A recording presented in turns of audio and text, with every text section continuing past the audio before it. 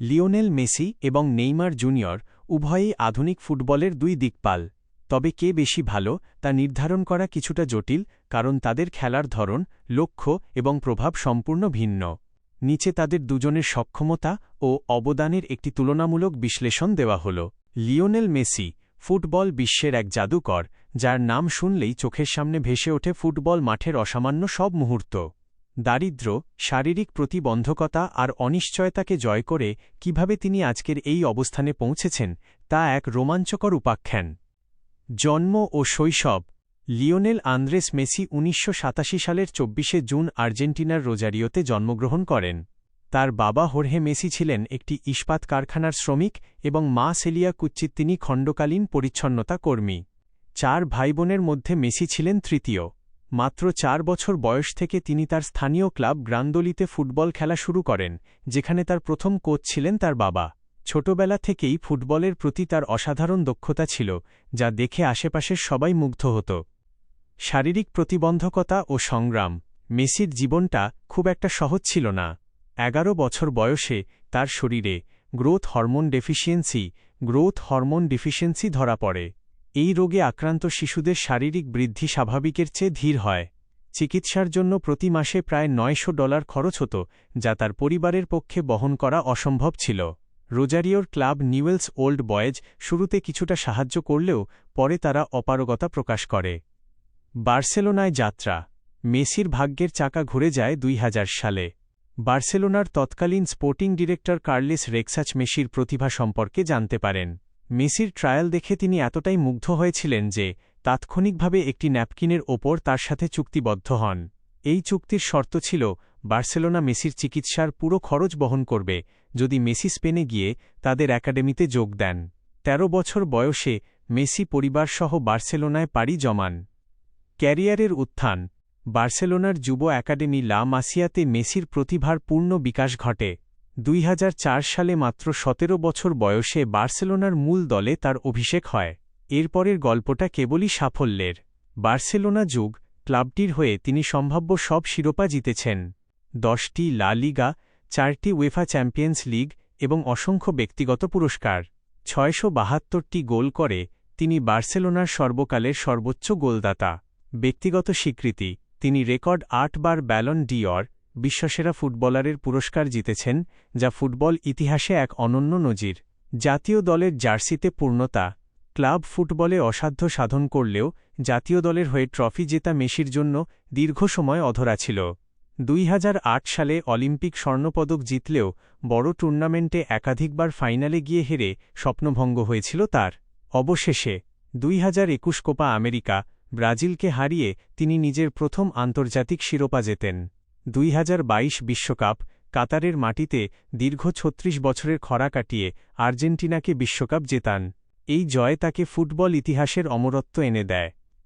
বর্তমান সময় ২০২১ সালে দীর্ঘ ২ দশকের সম্পর্ক চুকিয়ে বার্সেলোনা ছাড়েন মেসি। এরপর তিনি ফরাসি ক্লাব পিএসজিতে ২ মৌসুম খেলেন। ২০২৩ সালে তিনি নতুন চ্যালেঞ্জ নিয়ে আমেরিকার ক্লাব ইন্টার মায়ামিতে যোগ দেন, যেখানে তিনি এখনও ফুটবল জাদুকরী প্রদর্শন করে চলেছেন। ব্যক্তিগত জীবন ও শিক্ষা।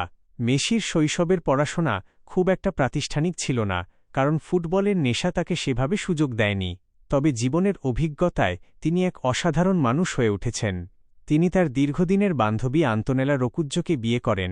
তাদের ৩ সন্তান থিয়াগো, মাতেও এবং চিরো। খেলার মাঠের বাইরে তিনি লিও মেসি ফাউন্ডেশন এর মাধ্যমে সুবিধাবঞ্চিত শিশুদের শিক্ষা ও স্বাস্থ্য নিয়ে কাজ করেন। লিওনেল মেসির জীবন কেবল ট্রফি জয়ের গল্প নয়, এটি হল হার না মানা মানসিকতার এক অনন্য উদাহরণ। সামান্য একটি হরমোনের অভাবে যার ফুটবল জীবন শেষ হয়ে যাওয়ার উপক্রম হয়েছিল, তিনি আজ বিশ্বের কোটি কোটি মানুষের অনুপ্রেরণা।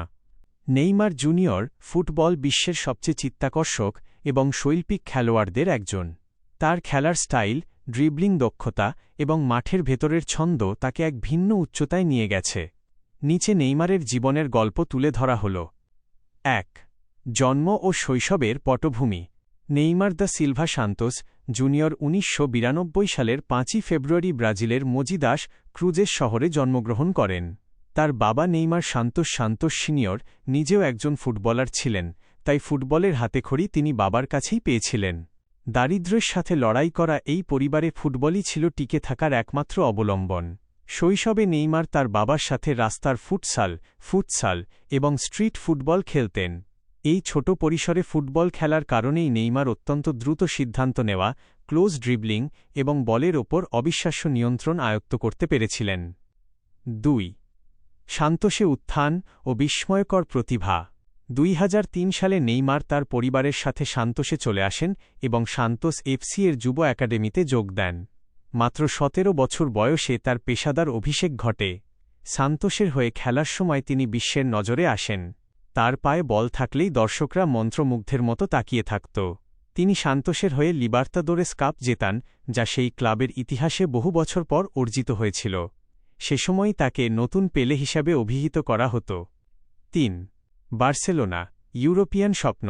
2001-3-2017 2013 সালে নেইমার যোগ দেন স্প্যানিশ জায়ান্ট বার্সেলোনায়।